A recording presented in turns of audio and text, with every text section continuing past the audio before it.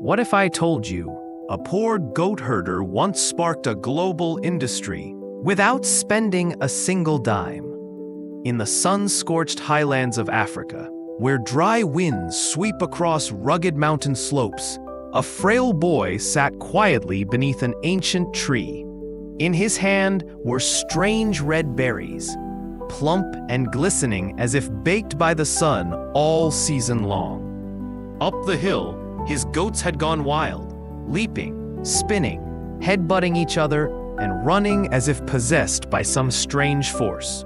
No one knew that in that bizarre moment, a trillion-dollar empire was quietly born.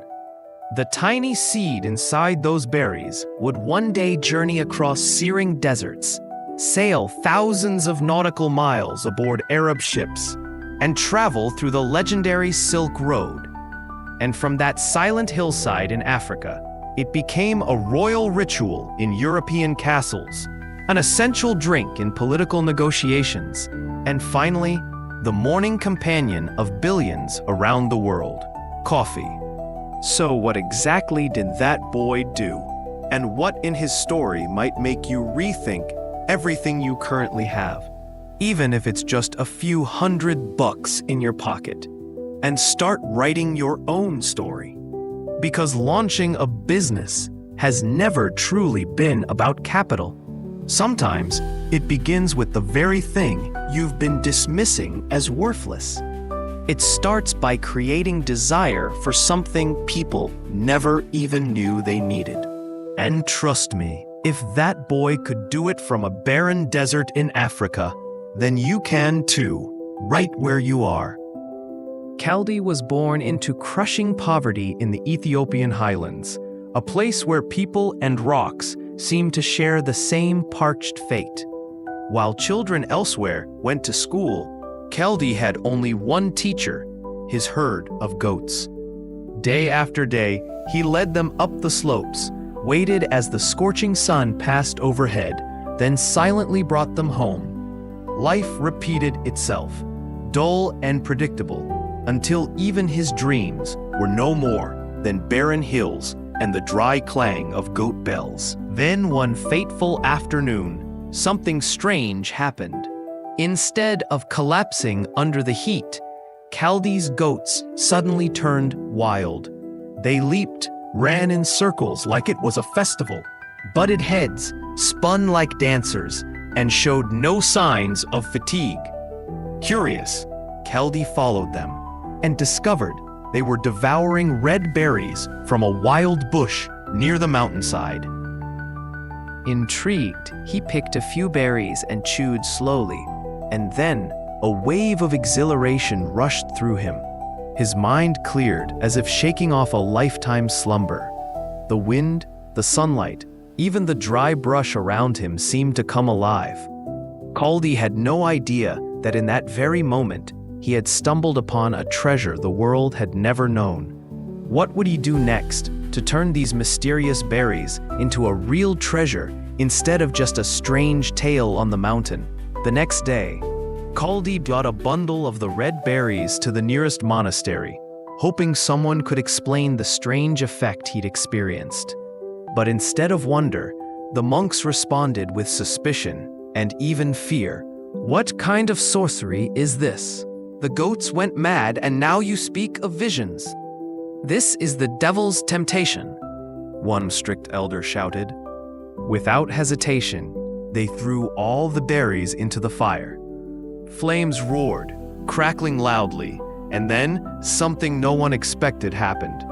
A strange, alluring aroma filled the monastery, pure, rich, and warm. The monks stood still, inhaling the smoke as if they had just touched something sacred.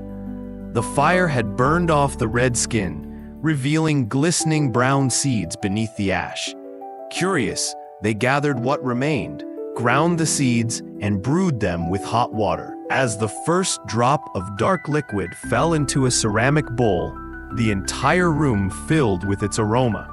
And when they tasted it, a strange sensation spread through their bodies: alertness, clarity, and deep focus. That night, for the first time in years, the monks stayed up all night praying without fatigue. Once condemned as demonic, those little seeds were now carefully stored in clay jars, becoming the monks' secret to enduring long, ascetic nights. And from the cold monastery walls, the tale of this awakening water spread across the highlands, carried by caravans across deserts to Arabia, Europe, and far beyond. And in that single moment, the goat herder Kaldi had unknowingly ignited an empire with no capital, no warehouse, just by turning something worthless into something the whole world would crave. So, how can you, having seemingly nothing, create a market where no demand yet exists? Kaldi didn't own land, nor gold and silver like the wealthy merchants in the big city. But he had something they didn't, a priceless discovery within reach and the eyes to recognize opportunity. Coffee bushes grew wild across Ethiopia's mountainsides, unnoticed by everyone. But to Kaldi, they were free inventory, something he didn't need a single coin to acquire. Together with the monks, he began gathering the berries, roasting, brewing, and teaching villagers how to transform those tiny seeds into a fragrant, bold, and mesmerizing drink. At first, not everyone embraced it. But Kaldi understood this. To sell something no one ever needed before, you must first teach them to crave it. So each afternoon in the monastery courtyard, hot bowls of coffee were offered to elders and passing traders. One sip, and they couldn't forget that bitter, warming flavor. From a strange brew, coffee became a symbol of awakening, of sharp intellect, and later a mark of sophistication in elite conversations. And something miraculous happened. Arab traders, sharp and intuitive, recognized the value in these tiny seeds.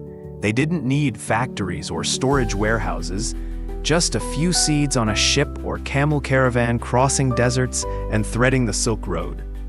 Kaldi never held riches, but by spreading value, not just selling, coffee crossed Ethiopia's borders, entered Arab markets, sailed to Venice, and slowly reached all of Europe. From the narrow alleys of Istanbul, the first coffee houses emerged, later reaching Paris, Vienna, and London. Giants like Starbucks, Lavazza, and Nestlé all were built on the very foundation Kaldi had unknowingly laid. So, what do you think? Is there a red berry sitting next to you that you've never noticed? Success has never been measured by the money in your wallet. It's measured by your ability to spot opportunity right where others see nothing. Kaldi had no capital, no warehouse, no storefront, but he had 3 things you can start with today. First, look around you. What's being ignored? Sometimes, the greatest opportunity is lying right under your feet. Second, ask yourself, who actually needs this but doesn't know it yet?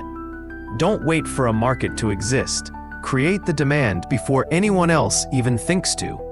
And finally, start experimenting and sharing. Whether it's a small idea on social media or a story in a casual conversation. Right now, drop a comment and share. If you had a red berry waiting to be discovered, what would it be? Because who knows, you might just be the one to launch the next empire. And remember, there are countless untold stories of people who started from nothing. Who should we talk about next? Drop a name in the comments. Next time, the story you choose might just be the one featured on this channel.